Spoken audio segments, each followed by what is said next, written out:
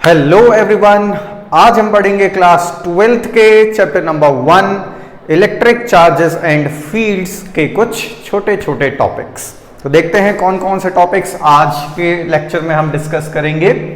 सबसे पहले है इलेक्ट्रिक डाइपोल, फिर हम पढ़ेंगे डाइपोल मोमेंट, उसके बाद हम डेरिवेशन करेंगे electric field due to a dipole at 3 positions. पहले एक्सियल पोजीशन का डेरिवेशन, फिर इक्वेटोरियल पोजीशन पे इलेक्ट्रिक फील्ड का डेरिवेशन और लास्ट में एक जनरल पोजीशन पे इलेक्ट्रिक फील्ड का डेरिवेशन। तो आइए स्टार्ट करते हैं पहले टॉपिक से। सबसे पहले टॉपिक है इलेक्ट्रिक डाइपोल। देखते हैं इलेक्ट्रिक डाइपोल क्या होता है। बात करते हैं इस वर्ड की, dipole. Di stands for two and pole stands for polarity. मतलब हमारे पास दो चार्जेस होने चाहिए, एक चार्ज ये रहा और एक चार्ज ये रहा, विद डिफरेंट पोलैरिटी। मतलब अगर ये है प्लस क्यू चार्ज तो ये होना चाहिए माइनस क्यू चार्ज, और इन दोनों के बीच में कुछ सेपरेशन है। सेंटर से किसी एक चार्ज की जो सेपरेशन है उसको a मान लेते हैं, तो टोटल सेपरेशन हो जाएगी दोनों चार्जेस के बीच में 2a। और इसी सिस्टम को एक डाइपोल बोला जाता है। तो डाइपोल की अगर डेफिनेशन देखें तो it is a pair of two equal and opposite charges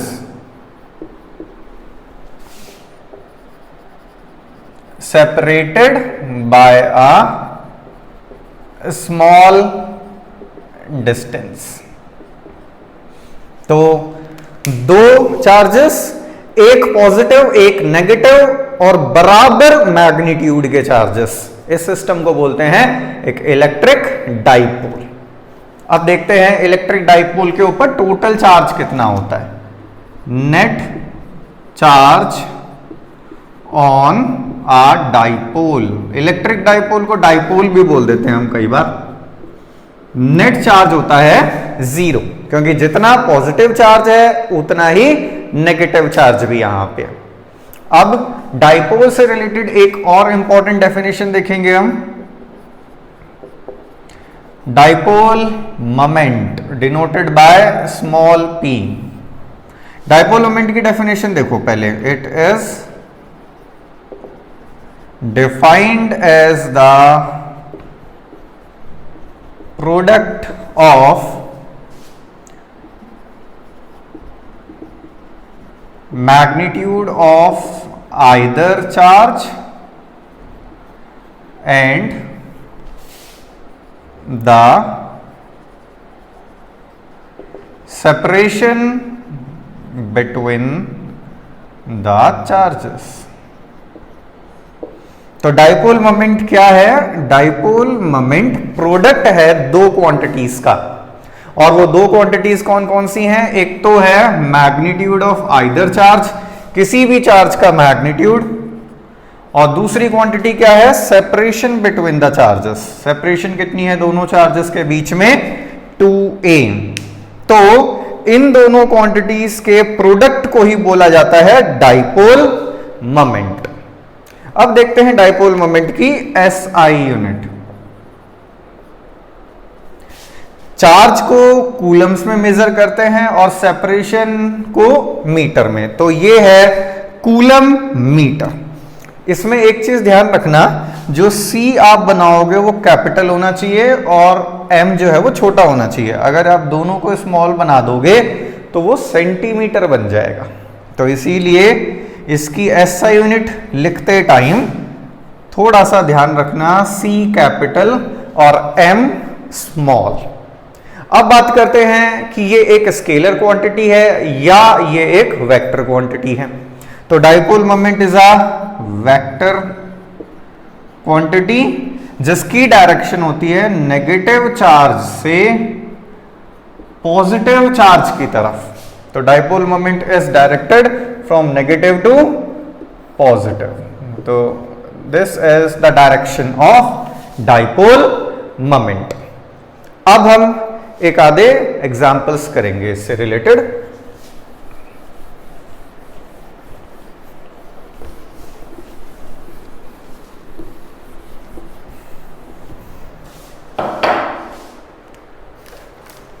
तो पहला क्वेश्चन है question number 1।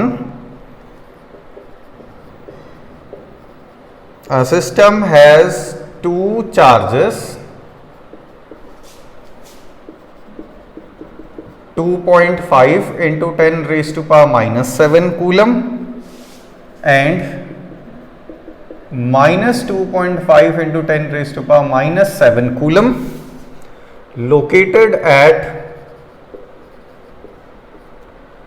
0, 0, minus 15 centimeter and 0, 0 plus 15 centimeter respectively. What is the total charge and dipole moment of the system? तो ये है पहला question. Question में दो charges दे रखे हैं और दोनों की पोजीशंस दे रखी है और पूछा जा रहा है कि टोटल चार्ज कितना होगा सिस्टम के ऊपर और सिस्टम का डाइपोल मोमेंट कितना होगा। तो देखो ये है plus 2.5 into 10 raise to power minus 7 coulomb और ये है minus 2.5 into 10 raise to power minus 7 coulomb. तो पहले क्वेश्चन का आंसर तो हो गया total charge on the dipole is 0। ये एक डाइपोल है, इक्वल एंड अपोजिट चार्जेस। अब दूसरे पार्ट की बात करते हैं। दूसरे पार्ट में पूछा जा रहा है कि डाइपोल मोमेंट क्या होगा सिस्टम का। तो देखो मान लेते हैं ये है z एक्सिस। z एक्सिस पे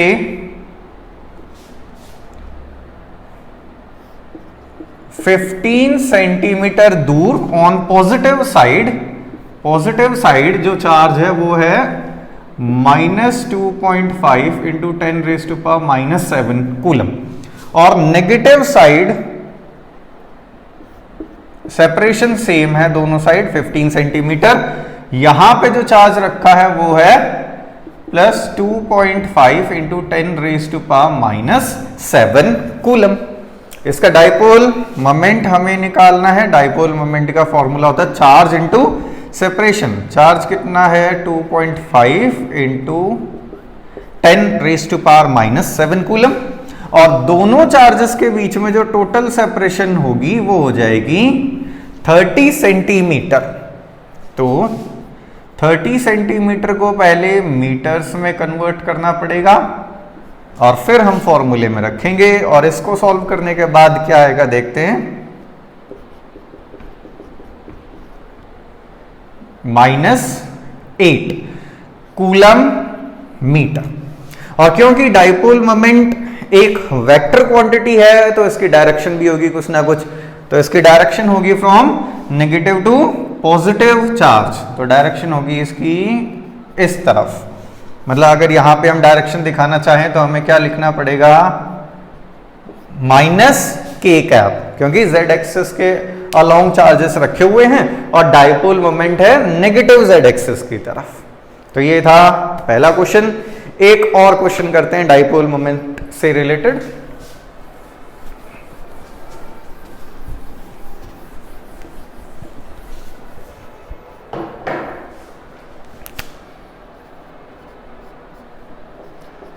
Three charges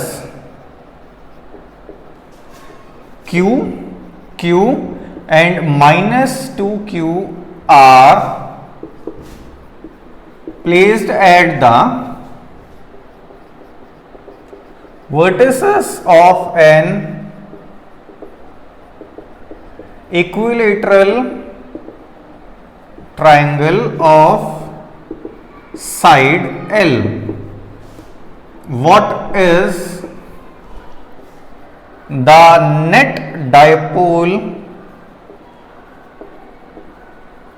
moment of the system. System का नेट डाइपोल मोमेंट कितना होगा, यह पूछा जा रहा है क्वेश्चन में। तीन चार्जेस हैं हमारे पास, एक है प्लस क्यू, एक है प्लस क्यू और तीसरा है माइनस 2q, जो कि एक इक्विलेटरल ट्राइंगल की तीनों वर्टिसेस पे रखे हुए हैं। तो पहले हम डायग्राम बनाएंगे, उसके बाद इस क्वेश्चन को सॉल्व करेंगे।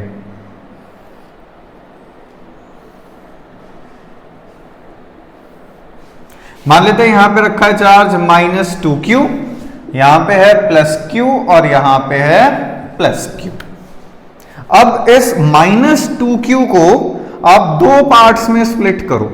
मान लो यहां पे दो चार्ज रखे हैं, minus q and minus q। Total करेंगे तो माइनस 2q ही मिल जाएगा।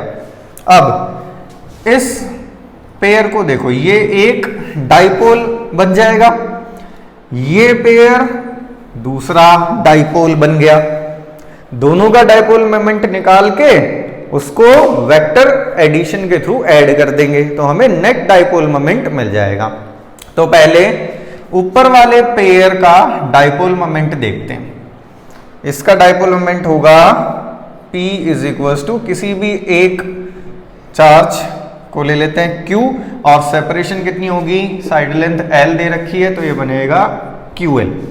वैसे ही इस सिस्टम का डाइपोल मोमेंट कितना होगा, Q इंटू L। अब दोनों के बीच में जो एंगल है, डाइपोल मोमेंट नेगेटिव से पॉजिटिव की तरफ होता है, तो एक डाइपोल मोमेंट इस तरफ है और एक डाइपोल मोमेंट इस तरफ है। चलो मैं इधर दिखा देता हूं। एक डाइपोल मोमेंट है इस तरफ और एक डाइपोल मोमेंट है इस तरफ। दोनों के बीच में एंगल होगा 60 डिग्री, क्योंकि ये एक इक्विलेटरल ट्राइंगल है। तो नेट डाइपोल मोमेंट कैसे निकलेगा, उसके लिए हमें वेक्टर एडिशन वाला फॉर्मूला लगाना पड़ेगा। a square plus b square plus 2ab cos theta.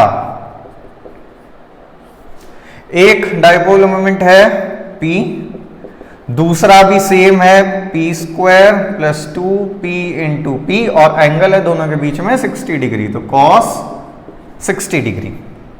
इसको सॉल्व करने के बाद हमारे पास मिलेगा 3p स्क्वायर। तो नेट डाइपोल मोमेंट आ गया √3p, और p की वैल्यू कितनी है, q इंटू L। तो नेट डाइपोल मोमेंट आता है एट लास्ट √3qL। तो ये है फाइनल आंसर। अब देखते हैं अगला टॉपिक क्या है हमारा। नेक्स्ट हम इलेक्ट्रिक फील्ड निकालेंगे डाइपोल की वजह से। मतलब अब हम डेरिवेशंस करेंगे कुछ।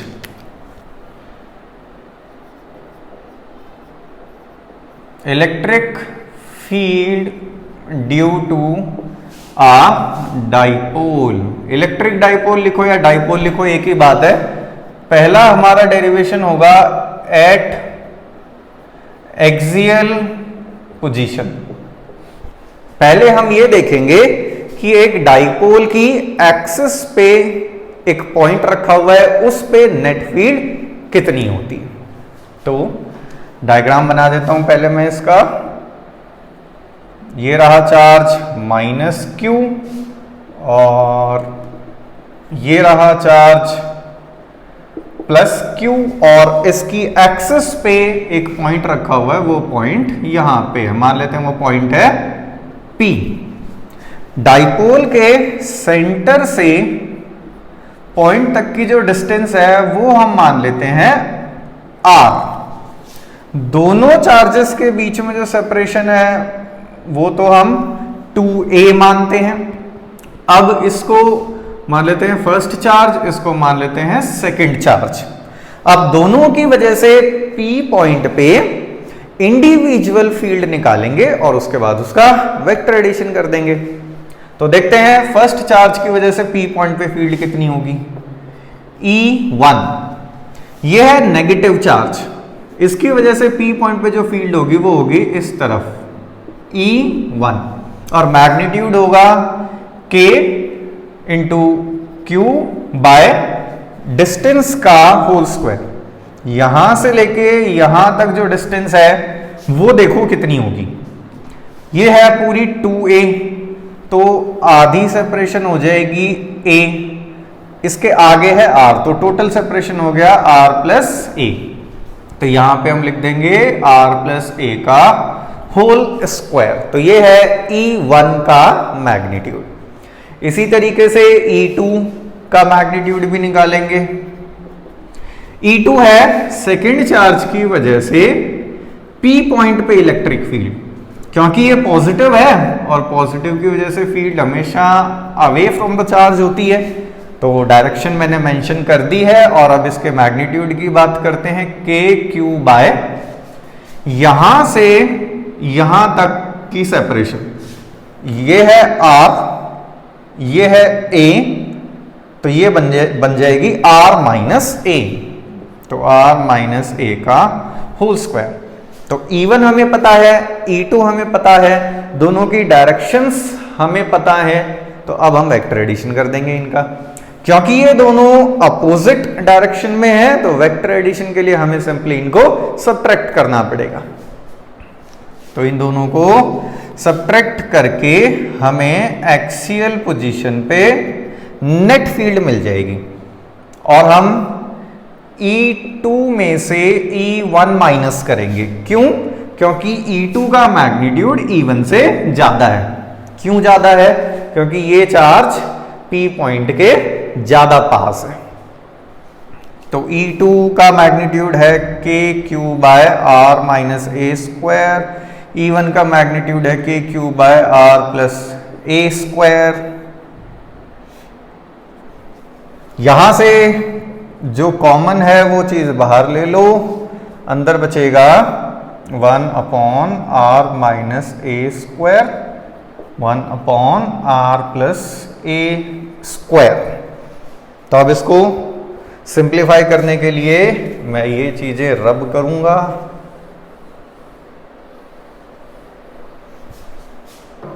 अब इसको सिंप्लीफाई करते हैं।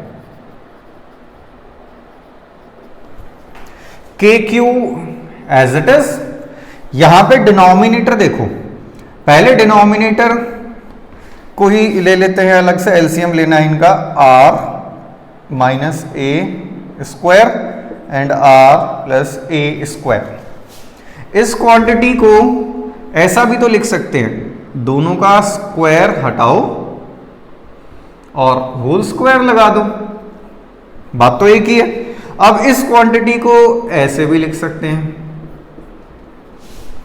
तो दोनों के डिनोमिनेटर्स का एलसीएम हो गया R square minus A square का होल स्क्वायर।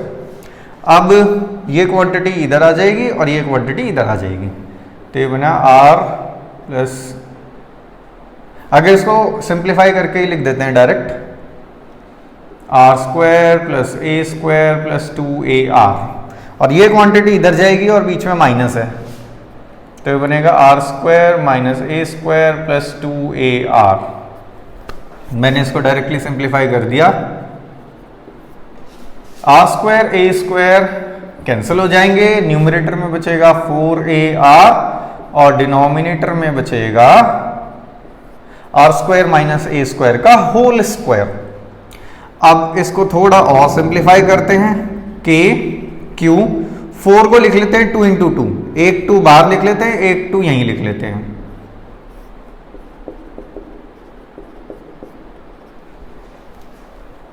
अब इसको रब कर देते हैं,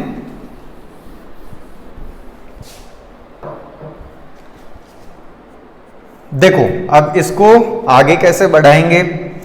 2K as it is, charge into separation, इसको हम कहते हैं डाइपोल मोमेंट, और इस एक्सप्रेशन में एक अप्रोक्सीमेशन भी हमें लगाना है। चलो अप्रोक्सीमेशन बाद में लगाते हैं, पहले इसको और सिंप्लीफाई कर लेते हैं। ये बनेगा R square minus A square का होल स्क्वायर। ये तो हुआ एक्सियल पॉइंट पे इलेक्ट्रिक फील्ड का एक्सप्रेशन। अब एक अप्रोक्सीमेशन लगाएंगे यहां पे। अप्रोक्सीमेशन क्या है?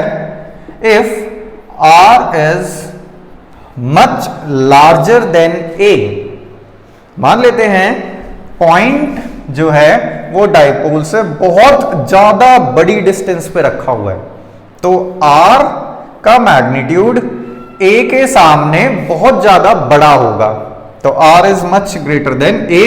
हम इस एक्सप्रेशन में A को नेग्लेक्ट कर देंगे। देखते हैं अब क्या बचेगा। ये बचेगा 2kpr by r square. A को नेग्लेक्ट कर दिया, R स्क्वायर का होल स्क्वायर। ये बन गया डिनोमिनेटर में 2kpr बाय r की पावर 4। और फाइनली हम इसको ऐसे भी लिख सकते हैं 2kp बाय r क्यूब। तो ये दोनों ही एक्सप्रेशंस हमारे इलेक्ट्रिक फील्ड के फाइनल एक्सप्रेशन है, बट दोनों को कब कब यूज करना है वो देखो। ये वाला एक्सप्रेशन आप तभी यूज कर सकते हो जब r की वैल्यू a से बहुत ज्यादा बड़ी हो, और अगर R और A कंपैरिजन में हो, एक दूसरे से कंपेरेबल हो, तब आप ये वाला एक्सप्रेशन यूज करोगे। अब इलेक्ट्रिक फील्ड की डायरेक्शन देखेंगे। नेट फील्ड का फॉर्मूला तो हमें मिल गया, अब उसकी डायरेक्शन और देख लेते हैं। देखो, क्योंकि E2 जो है वो E1 से बड़ा है, तो नेट फील्ड की डायरेक्शन आएगी E2 की तरफ, तो इस तरफ आएगी नेट फील्ड E एक्सियल। और अब इस डायरेक्शन को कैसे डिफाइन कर सकते हैं हम? E axial is along, negative से पॉजिटिव डायरेक्शन होती है डाइपोल मोमेंट की, तो हम कह सकते हैं E axial is along the dipole moment. इसी फॉर्मूले को वेक्टर फॉर्म में अगर लिखा जाए तो ये फॉर्मूला ऐसे लिखा जा सकता है, E axial is equals to k p vector upon r cube. मतलब इलेक्ट्रिक फील्ड की डायरेक्शन डाइपोल मोमेंट के अलोंग होगी for the case of axial position. आप देखते हैं नेक्स्ट केस क्या है।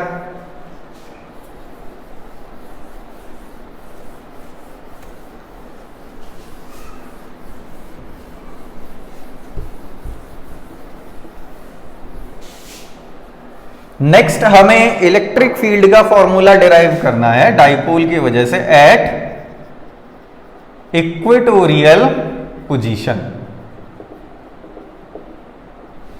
देखो, अब ये रहा एक चार्ज और ये है दूसरा चार्ज, ये इन दोनों चार्जेस की एक्सिस, और ये है इक्वेटर दोनों चार्जेस के लिए। अब जो पॉइंट है वो इक्वेटर पे रखा हुआ है, तो मान लेते हैं वो पॉइंट है यहां पे P पॉइंट, और सेंटर से उस पॉइंट की जो डिस्टेंस है वो है R। दोनों चार्जेस के बीच में जो सेपरेशन है वो तो हमें पता ही है, हम 2a मानते हैं। किसी एक चार्ज की सेपरेशन सेंटर से हम क्या मानते हैं?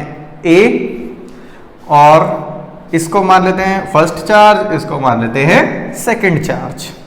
अब दोनों चार्जेस की वजह से इंडिविजुअल फील्ड निकालेंगे पहले, और उसके बाद वेक्टर एडिशन कर देंगे दोनों फील्ड का। फर्स्ट चार्ज की वजह से फील्ड की डायरेक्शन देखते हैं पहले। क्योंकि ये पॉजिटिव है तो इसकी वजह से फील्ड होगी इस तरफ, इसको मान लेते हैं E1। अब नेगेटिव की वजह से जो फील्ड की डायरेक्शन होगी, क्योंकि ये नेगेटिव चार्ज है तो फील्ड इसके तरफ होगी, ये हो गई डायरेक्शन फॉर E2। अब दोनों का मैग्नीट्यूड फाइंड आउट करेंगे। E1 इज K, चार्ज का मैग्नीट्यूड हो गया Q, और यहां से लेके यहां तक सेपरेशन हम निकाल सकते हैं। हमें ये पता है r, ये पता है a, तो ये हो गया r² प्लस a², ये सेपरेशन। और इसका स्क्वायर करेंगे तो हमें मिलेगा r² प्लस a², रूट हट जाएगा। अब सेकंड चार्ज की वजह से यहां पे फील्ड का मैग्नीट्यूड देखते हैं। सेकंड चार्ज की वजह से भी फील्ड का मैग्नीट्यूड E1 जितना ही आएगा। क्यों?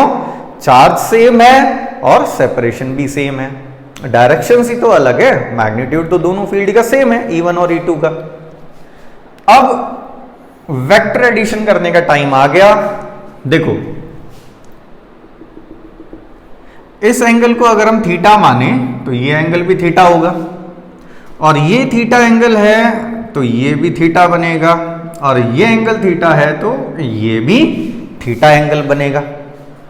E1 का कंपोनेंट अलोंग दिस डायरेक्शन आएगा E1 cos थीटा। ऐसे ही E2 का कंपोनेंट अगर यहां पे देखें तो वो भी आएगा E2 cos थीटा। अब दोनों के वर्टिकल कंपोनेंट्स देख लेते हैं। E1 का वर्टिकल कंपोनेंट आएगा E1 sin थीटा, और E2 का वर्टिकल कंपोनेंट आएगा E2 sin थीटा। अब क्योंकि E1 और E2 मैग्नीट्यूड वाइज बराबर हैं, तो E1 sin थीटा और E2 sin theta being equal and opposite, they will cancel each other. बचेगा सिर्फ E1 cos थीटा और E2 cos थीटा, और नेट फील्ड भी सिर्फ इन दोनों कंपोनेंट्स की वजह से आएगी। तो net field at equatorial position हम निकाल सकते हैं E1 cos थीटा और E2 cos थीटा को ऐड करके, क्योंकि वो दोनों सेम डायरेक्शन में हैं। दोनों को ऐड कर देते हैं। E1 और E2 का मैग्नीट्यूड सेम है, तो इसको ऐसा भी लिखा जा सकता है। E1 की वैल्यू रखो KQ by R² plus A²। cos theta, इस ट्राइंगल से cos थीटा देखो, cos थीटा होगा base by hypotenuse, A by root R² plus A²। Numerator में हम लिख सकते हैं कि ये 2 यहां से हटा के अगर यहां आ जाए तो Q इंटू 2A बन गया डाइपोल मोमेंट, और डिनोमिनेटर में बच जाता है R² plus A² whole power 3/2। तो इक्वेटोरियल पॉइंट पे नेट फील्ड का मैग्नीट्यूड इतना होगा। अब जो अप्रोक्सीमेशन हमने पिछले केस में लगाया था वो इसमें भी लगा देते हैं। अगर पॉइंट डाइपोल की सेपरेशन से बहुत ज्यादा दूरी पर रखा हुआ है तो हम R को A के सामने बहुत बड़ा मानेंगे और A को नेग्लेक्ट कर देंगे। यहां से A को नेग्लेक्ट करो, यहां से A को नेग्लेक्ट करोगे तो बचेगा R² होल पावर 3/2, तो डिनोमिनेटर में बच जाएगा R³। तो इक्वेटोरियल पॉइंट पे नेट इलेक्ट्रिक फील्ड आ जाएगी KP/R³। तो ये हुआ नेट फील्ड का फॉर्मूला। बट इसमें भी वही चीजें हैं, अगर R बहुत बड़ा होगा A से तो ये फॉर्मूला यूज करोगे, अगर R और A कंपेरेबल हैं तो ये फॉर्मूला यूज करोगे। अब देखते हैं नेट फील्ड की डायरेक्शन क्या होगी।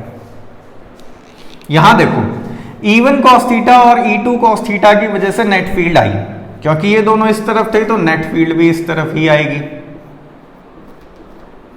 और इस डायरेक्शन को हम कैसे डिफाइन कर सकते हैं? दोनों चार्जेस को देखो, ये नेगेटिव और ये पॉजिटिव, डाइपोल मोमेंट है इस तरफ और नेट फील्ड की डायरेक्शन है इसके अपोजिट, तो हम कह सकते हैं net field is anti parallel to dipole moment. और उसको अगर वेक्टर फॉर्म में हम दिखाएं नेट फील्ड को तो ये इस तरीके से दिखाई जा सकती, K minus P vector by R³। तो एक्सियल और इक्वेटोरियल में डिफरेंस क्या है? एक्सियल के केस में फील्ड का मैग्नीट्यूड आया था 2kP/R³, यहां पे मैग्नीट्यूड आया kp/r³। डायरेक्शन के हिसाब से देखें तो एक्सियल के केस में इलेक्ट्रिक फील्ड की डायरेक्शन डाइपोल मोमेंट के अलोंग थी और इक्वेटोरियल के केस में इलेक्ट्रिक फील्ड की डायरेक्शन डाइपोल मोमेंट के अपोजिट आती। अब बढ़ते हैं अपने अगले टॉपिक की तरफ।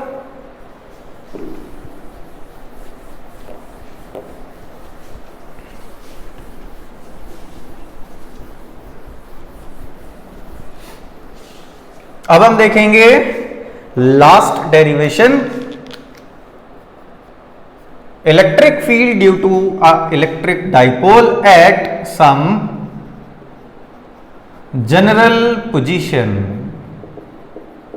जनरल पोजीशन का मतलब अब पॉइंट के ऊपर कोई रेस्ट्रिक्शन नहीं है कि वो एक्सिस पे होगा या इक्वेटर पे होगा, अब पॉइंट कहीं भी हो सकता है। तो देखते हैं ऐसे पॉइंट पे इलेक्ट्रिक फील्ड कैसे निकाली जाएगी। ये है डाइपोल,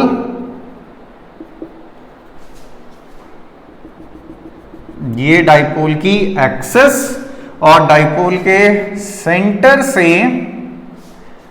एक पर्टिकुलर पॉइंट की जो डिस्टेंस है वो हमने मान ली r, और ये है वो पॉइंट जहां हमें नेट फील्ड पता लगानी है। पॉइंट इज P, सेंटर से पॉइंट की डिस्टेंस इज r। अब देखो इस डेरिवेशन को आगे बढ़ाने से पहले हमें इक्वेटोरियल पॉइंट वाला डेरिवेशन और एक्सियल पॉइंट वाला डेरिवेशन एकदम क्लियर होना चाहिए, क्योंकि हमें पहले वाले दो केसेस के फॉर्मूले हमें यहां पे लगाने पड़ेंगे। आगे बढ़ते हैं जरा। पहले -q और +q के हिसाब से डाइपोल मोमेंट की डायरेक्शन देख लो। डाइपोल मोमेंट होगा नेगेटिव टू पॉजिटिव, तो ये है डाइपोल मोमेंट P के दो कंपोनेंट करो। मान लेते हैं पॉइंट का जो पोजीशन वेक्टर है वो डाइपोल मोमेंट से थीटा एंगल बनाता है। P का कंपोनेंट इस तरफ हो जाएगा P cos थीटा, जिसको मैं P1 मान लेता हूं, और इस तरफ हो जाएगा P sin थीटा, इसको मैं P2 मान रहा हूं। ध्यान से समझना, हमने डाइपोल मोमेंट के दो कंपोनेंट्स ले लिए। एक हो गया P cos थीटा, जिसको P1 मान लिया मैंने, एक हो गया P sin थीटा, जिसको मैंने P2 मान लिया। अब तुम ओरिजिनल डाइपोल को एक बार को भूल जाओ। मान लो यहां पे दो डाइपोल्स रखे हुए, एक है P sin थीटा और एक है P cos थीटा। दोनों की वजह से P पॉइंट पे फील्ड निकालो और दोनों का वेक्टर एडिशन कर दो। तो सबसे पहले हम P1 डाइपोल की वजह से इस पॉइंट पे फील्ड निकालेंगे। P1 डाइपोल की वजह से इस पॉइंट पे फील्ड निकालते हैं। अच्छा, डाइपोल भी P से डिनोट हो गया डाइपोल मोमेंट, और पॉइंट भी P हो गया। इस पॉइंट को कुछ और मान लेते हैं। मान लेते हैं ये पॉइंट है X पॉइंट। P1 के हिसाब से देखा जाए तो ये जो पॉइंट है ये एक्सियल पॉइंट बनेगा। जरा ध्यान से देखो, P1 की डायरेक्शन किस तरफ है? इस तरफ, और पॉइंट इसकी एक्सिस पे लाई कर रहा है। तो P1 की वजह से X पॉइंट पे इलेक्ट्रिक फील्ड एक्सियल वाले फॉर्मूले से आएगी। तो पहले हम E1 निकाल लेते हैं। E1 का मतलब है electric field due to P1, और electric field due to P1 जो होता है वो एक्सियल के अलोंग ही आती है और डाइपोल मोमेंट की तरफ आती है। तो ये हो गया E1। अब बात करते हैं इसके मैग्नीट्यूड की। E1 का मैग्नीट्यूड होगा 2kp/r³, और इस केस में P का मतलब डाइपोल मोमेंट है P cos theta upon r³। अब बात करते हैं P2 की वजह से X पॉइंट पे फील्ड कितनी होगी। तो P2 के हिसाब से अगर देखा जाए तो जो पॉइंट X है वो इक्वेटर पे लाई करता है। तो P2 के अकॉर्डिंग पॉइंट X एक इक्वेटोरियल पॉइंट हुआ, तो P2 की वजह से X पॉइंट पे फील्ड का मैग्नीट्यूड होगा KP/r³। K P मतलब डाइपोल मोमेंट और P2 का डाइपोल मोमेंट है P sin θ/r³। और इक्वेटोरियल पॉइंट पे फील्ड की डायरेक्शन होती है अपोजिट टू डाइपोल मोमेंट। तो P sin θ इस तरफ है, तो इस पॉइंट पे फील्ड होगी इस तरफ, डाइपोल मोमेंट के एंटी पैरेलल। और एक्सियल के केस में तो इलेक्ट्रिक फील्ड डाइपोल मोमेंट की तरफ ही होती है। तो ये E1 और E2 की वैल्यू हमें पता चल गई, E1 और E2 की डायरेक्शन हमें पता चल गई। अब हमारा काम है इन दोनों का वेक्टर एडिशन करना। तो देखो,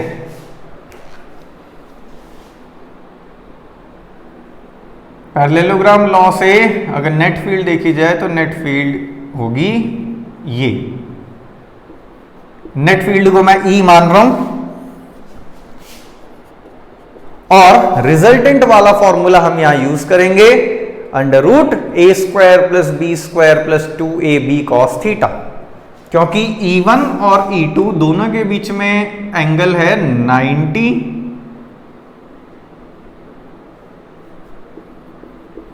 तो फॉर्मूले में हम cos θ की जगह cos 90 रखेंगे।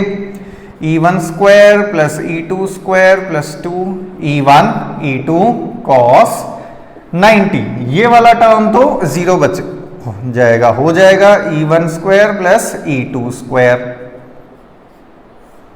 E1 का मैग्नीट्यूड ये रहा 2kp cos θ/r³, और E2 का मैग्नीट्यूड ये रहा kp sin θ/r³, दोनों का स्क्वायर।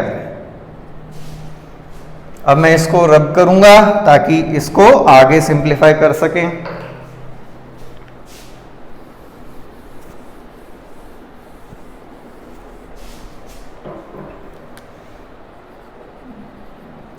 नेट इलेक्ट्रिक फील्ड को E से डिनोट कर रहा हूं मैं, जैसा कि वहां पे मैंने लिखा हुआ है।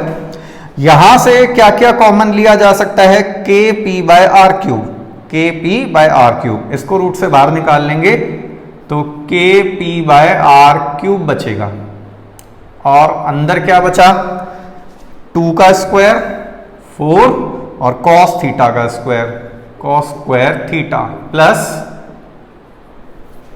sin स्क्वायर θ, KP/r³ √4 cos² θ को ऐसे लिखो 3 cos² θ प्लस cos² θ और sin² θ।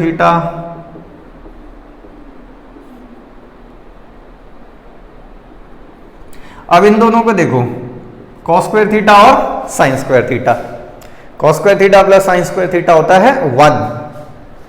तो एट लास्ट हमारे पास नेट फील्ड का जो एक्सप्रेशन आएगा वो आएगा 3 cos² θ प्लस 1। ये है नेट इलेक्ट्रिक फील्ड का magnitude at some general point due to an electric dipole. Net field का मैग्नीट्यूड हमें मिल गया। अब बात करते हैं इसकी डायरेक्शन की। तो नेट फील्ड मान लेते हैं E1 के साथ एंगल बना रही है अल्फा,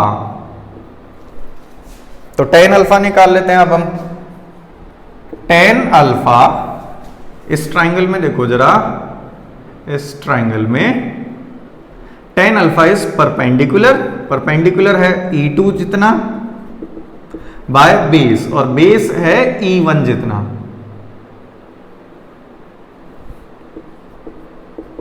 E2 कितना आया था, KP sin θ/r³, और E1 कितना आया था 2 KP cos θ/r³।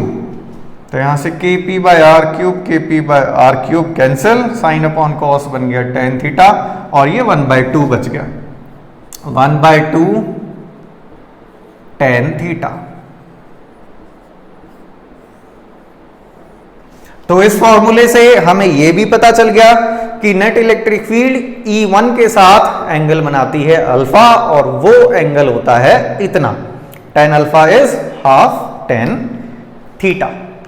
तो ये है हमारा जनरल पॉइंट पे नेट इलेक्ट्रिक फील्ड का एक्सप्रेशन। मैग्नीट्यूड भी पता चल गया, एंगल भी पता चल गया। अब इस जनरल पॉइंट से जरा एक्सियल वाली फील्ड और इक्वेटोरियल वाली फील्ड वेरीफाई करके देखते हैं कि क्या फाइनल आंसर सही आता है।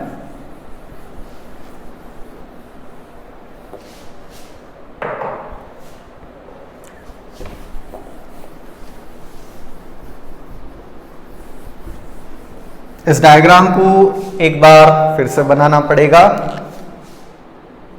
ये है -q, ये है +q, और सेंटर से ये रहा वो रैंडम पॉइंट x, और ये एंगल था थीटा।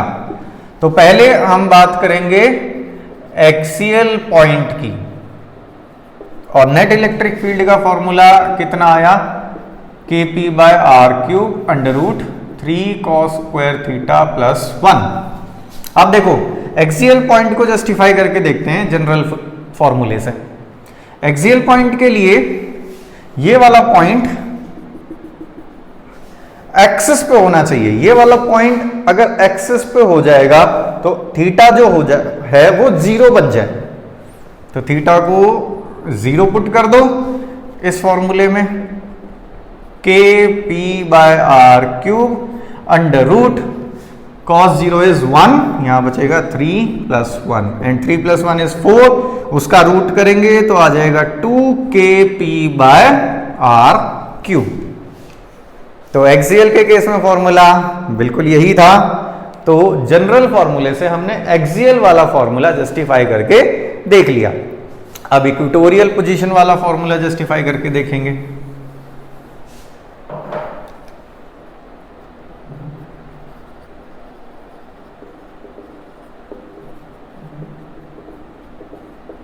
इक्वेटोरियल पोजीशन के लिए देखो जरा, ये जो पॉइंट है ये पॉइंट इक्वेटर पे होना चाहिए। इस पॉइंट को इक्वेटर पे अगर लाना है तो ये ऐसे